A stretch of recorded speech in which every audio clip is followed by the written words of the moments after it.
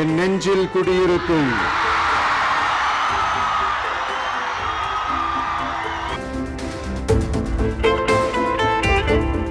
இந்த விழாவில் நான் ஒரு உறுதியை ஒன்று கொடுக்கிறேன். கடவுள் நம்பிக்கை உண்டுன்னு அறிவிச்சது ஏன் தெரியுமா? கண்டிப்பா ஒரு ஒளி ஒன்று பிறக்கும்.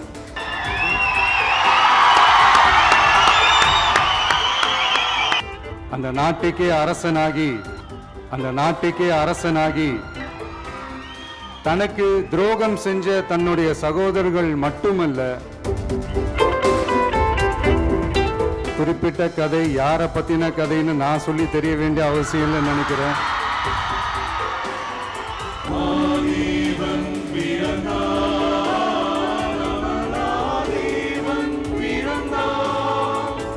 Praise the Lord.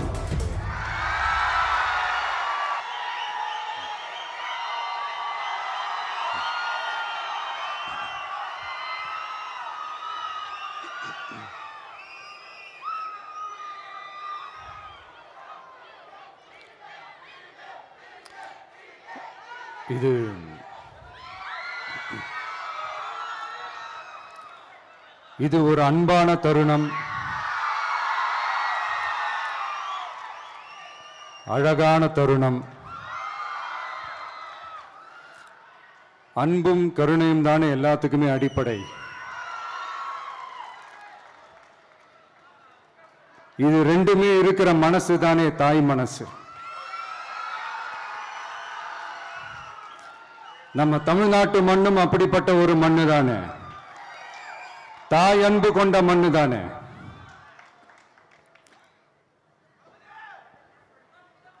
ஒரு தாய்க்கு எல்லா பிள்ளைகளும் ஒண்ணு தானே. அதனால பொங்கல், தீபாவளி, ரம்ஜான், கிறிஸ்மஸ்னு இந்த மாதிரி எல்லா பண்டிகைகளும் எல்லாரும் சந்தோஷமா ஷேர் பண்ணிக்க கூடிய ஒரு ஊரு தானே நம்ம ஊரு. இங்க வாழ்க்கை முறையும் வழிபாட்டு முறையும் வேறு வேறுனாலும் நாம் எல்லாருமே சகோதரர்கள் தானே. அதனாலதான் நம்ம அரசியலுக்கு வந்ததுக்கு அப்புறம்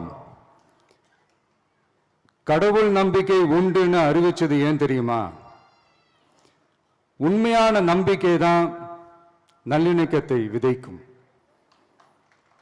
மற்றவங்களோட நம்பிக்கையை மதிக்க சொல்லித் தரும்.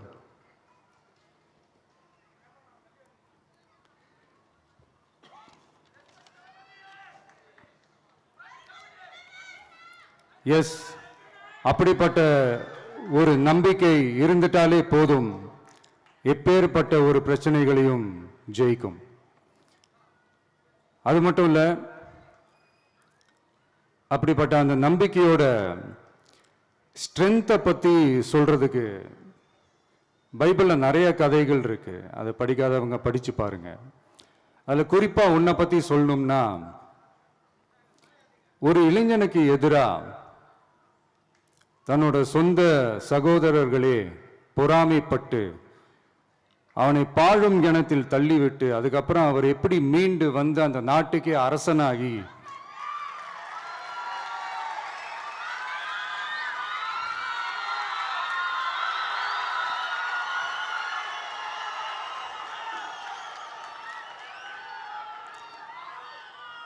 அந்த நாட்டுக்கே அரசனாகி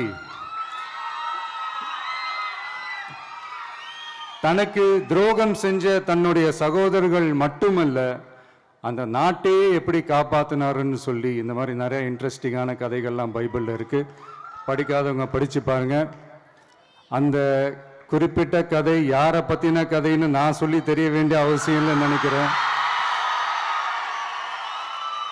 அது உங்க எல்லாருக்குமே நல்லா தெரியும். ஸோ இப்படிப்பட்ட கதைகள்லாம் நமக்கு எதை உணர்த்துது அப்படின்னா, கடவுளுடைய அருளும் மக்களை மானசீகமாக நேசிக்கிற அந்த அன்பும் அதீத வலிமையும் அதுக்கான உழைப்பும் இருந்துட்டாலே போதும். எவ்வளவு பெரிய ஒரு போராட்டமோ ஒரு போரோ இல்லை எதிரிகளையோ ஜெயிக்கலாம் அப்படின்றது தான் இந்த கதைகள்லாம் நமக்கு உணர்த்துது. இந்த விழாவில் நான் ஒரு உறுதியை ஒன்று கொடுக்குறேன். நாமளும் தமிழக வெற்றி கழகமும் சமூக சமய நல்லிணக்கத்தை பாதுகாக்கிறதுல 100% உறுதியாக இருப்போம். அதில் எந்த விதமான ஒரு காம்ப்ரமைஸும் இருக்கவே இருக்காது. அதனால தான் நம்மளுடைய கொள்கைகளுக்கு மதச்சார்பற்ற சமூக நீதி கொள்கைகள்னு பேர் வச்சதே இந்த உறுதினால தான். கண்டிப்பா ஒரு ஒளி ஒன்று பிறக்கும். அந்த ஒளி நம்மளை வழி நடத்தும். இங்க வந்திருக்கும் அருளாளர்கள், அன்பர்கள் அனைவருக்கும் என்னுடைய கிறிஸ்துமஸ் நல்வாழ்த்துக்கள்.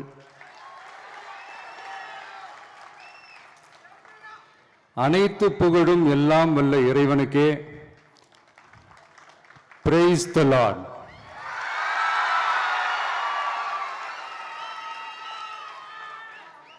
கான்ஃபிடென்ட்டா இருங்க, நல்லதே நடக்கும், வெற்றி நிச்சயம்.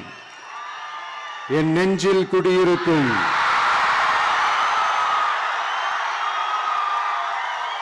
உங்கள் அனைவருக்கும், என்னுடைய தோழர்கள், தோழிகள், இந்த கிறிஸ்துமஸ் ஃபங்க்ஷனுக்கு வந்திருக்கிற மேடையில் அமர்ந்திருக்கும் என்னுடைய எல்லா சீஃப் கெஸ்டுகளுக்கும்